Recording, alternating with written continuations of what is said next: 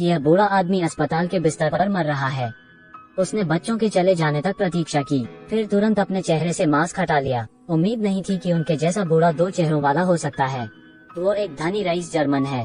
वो अपने बच्चों के सामने एक नाटक करने की तैयारी कर रहा है। सबसे बड़ा बेटा जेवियर एक आदर्शवादी है। वो गैसोलीन जहाज पर एक परियोजना के साथ आया था। यह बहुत अच्छा लगता है, लेकिन यह वास्तविकता से मेल नहीं खाता। दूसरी बेटी का रूप और शरीर बहुत ही आकर्षक है, पर वो बिल्कुल भी समझदार नहीं है। उसका एक बॉयफ्रेंड है जो उससे 20 साल बड़ा है। वो एक प्ले बॉय भी है। जर्मन उनकी शादी से असहमत हैं। पार्टी में बेटी ने घोषणा की कि उसने अपने प्रेमी के प्रस्ताव को स्वीकार कर लिया है। और सबसे छोटा बेटा कार्लोस बेहद अक्षम है। उसकी स्कूल में टीचर के साथ अफेयर था और वो प्रिंसिपल द्वारा पकड़ा गया था। लगातार हमलों के कारण जर्मन को अस्पताल में भर्ती कराना पड़ा। उसने इन बेकार बच्चों को सबक देने का फैसला किया। कोई भी धनी परिवार 3 पीढ़ी से अधिक समय तक धनी नहीं रहता। कोई भी गरीब परिवार तीसरी पीढ़ी के बाद गरीब नहीं रहता। सबसे पहले जर्मन ने अपने क्रेडिट कार्ड को फ्रीज कर दिया, फिर उनके फोन का सिग्नल काट दिया।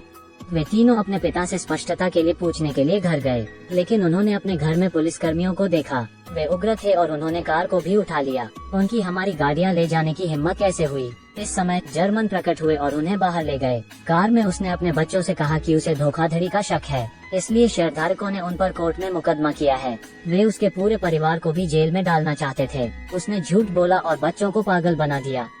उनके पास रहने के लिए और कोई जगह नहीं थी, इसलिए उन्हें अपने दादा के घर जाना पड़ा, क्योंकि यही इकलौती संपत्ति है जो जर्मन के नाम नहीं है। पुराने घर की मरम्मत लंबे समय से नहीं हुई है, इसलिए बिजली नहीं है। पूरा परिवार आग के पास बैठा है। जर्मन रात के खाने के लिए केक का एक गुच्छा निकालता है। बच्चों को यह सोचने देता है कि भविष्य में जीवन कैसा होगा। सुबह सुबह जर्मनों ने शोर से उन्हें जगाया।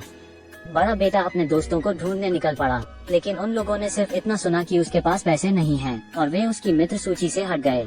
गुस्से में वो जाने के लिए मुड़ा। युवा बहुत सरल होते हैं। बाबरा अपने पिता की सलाह नहीं मानती। उसने अपने प्रेमी को फोन करने के लिए एक सार्वजनिक फोन का इस्तेमाल किया। उसने उससे कहा कि वो अब एक मुश्किल स्थिति में है। वो चाहती है कि वो पहले उसे कुछ पैसे भेजे। प्रेमी ने मुंह फेर लिया और उसने उसे मना कर दिया। सबको कार्लोस ने हैरान किया। अपने रिश्ते की बदौलत उसे एक बैंक में नौकरी मिली।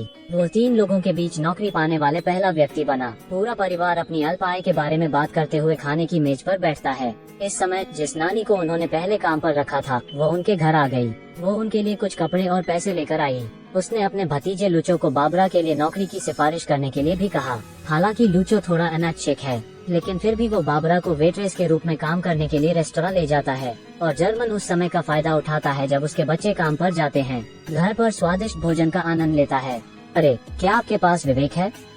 वेट्रेस के रूप में बाबरा का पहली बार अच्छा नहीं रहा। उसकी धीमी डिलीवरी गति के लिए ग्राहकों द्वारा उसकी आलोचना की गई। उसने लूचो के शरीर पर ढेर सारा खाना भी उंडेल दिया। इस वजह से उस पर 1 हफ्ते की सैलरी का जुर्माना लगाया गया। काम पर गलतियों के कारण कार्लोस बेरोजगारी के जोखिम का सामना कर रहा है। अपनी नौकरी रखने के लिए प्रबंधक को बहकाने के लिए उसे अपनी उपस्थिति का उपयोग करना पड़ता है। थे सब बिल्कुल उसका अनुसरण न करें, वरना निश्चित रूप से काम पर परेशानी होगी। शाम को लूचो और बाबरा सामान लेने बाजार गए। उन्होंने एक दूसरे के जीवन के बारे में बात की। लूचो पहले भी बहुत गरीब था। वो पूरी तरह से उन दिनों को पाने की अपनी क्षमता पर निर्भर था। बाबरा ने पाया कि वो उस आदमी से बिल्कुल अलग था जिसे वह जानती थी, इसलिए उसे धीरे धीरे उससे प्यार हो गया। पूरे जर्मन परिवार का जीवन धीरे धीरे समानता में प्रवेश कर गया। बाबरा का प्रेमी अचानक आ गया।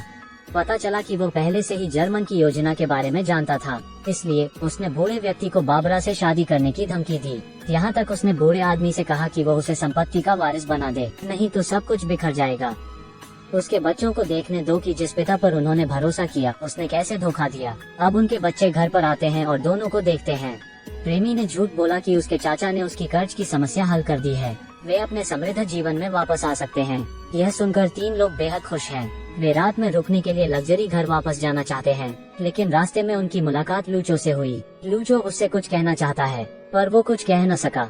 यह लूचो को बेहद निराश करता है। बाबरा शादी की पोशाक में है, पर वो बहुत उलझी हुई है। उसे अपने प्रेमी की प्रस्तावित शादी की अंगूठी मिली। वो उसे अपनी शादी का पंजीकरण कराने के लिए भी ले गया। जर्मन इस खबर को जानता है।